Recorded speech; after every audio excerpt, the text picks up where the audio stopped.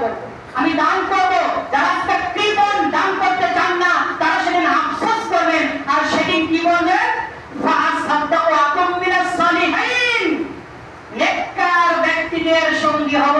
আজকে মসজিদ করলে বাধা আসে, আজকে মাদ্রাসা করলে বাধা আসে, আজকে মাহফিল করলে বাধা আসে। কারা বাধা দেয়? উতুল্লিম বাদা যালিকা জালিম, যারা বাধা দেয় তারা যার সন্তান কিনা। সূরা কলমের 12 নম্বর আয়াত। স্পষ্ট দলিল, চ্যালেঞ্জ দিয়ে বলছি। অনেকে তাফসীরে ভুল করেছেন, পাপিষ্ঠ বান্দা, পাপিষ্ঠ হবে উতুল্লিম বাদা যালিকা জালিম, ওরা যার সন্তান।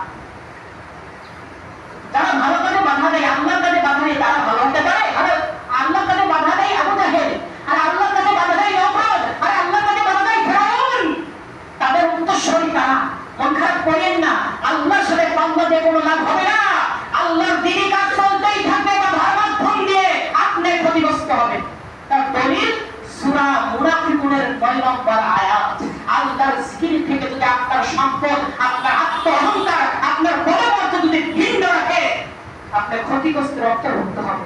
কিয়ামতের মাঠে সর্বপ্রথম আফসোস করবেন, ফাআসাদদাকু, আমি সাদকা করব, ওয়া কুম মিনাস সালিহিন, নেককার ব্যক্তিদের শামিল হব, আলেম ওলামাদের শামিল হব, ইমামদের মধ্যে শামিল হব, যারা সলিহিন বান্দা তাদের মধ্যে শামিল হব। আর আল্লাহ বলেন কুনু মা'আস সাদিকিন, তোমরা সত্যবাদীর সঙ্গে হও। একটা উদাহরণ, আল্লাহ রাসূল সাল্লাল্লাহু আলাইহি ওয়াসাল্লাম বলেছেন, তুমি আতরের দোকানে যাবে, আতর না কিনলেও আতরের সুবাস পাবে। আর তুমি যদি কামারের দোকানে যাও, কিছু নাও কিনলেও গায়ে ময়লা ধরতে পারে।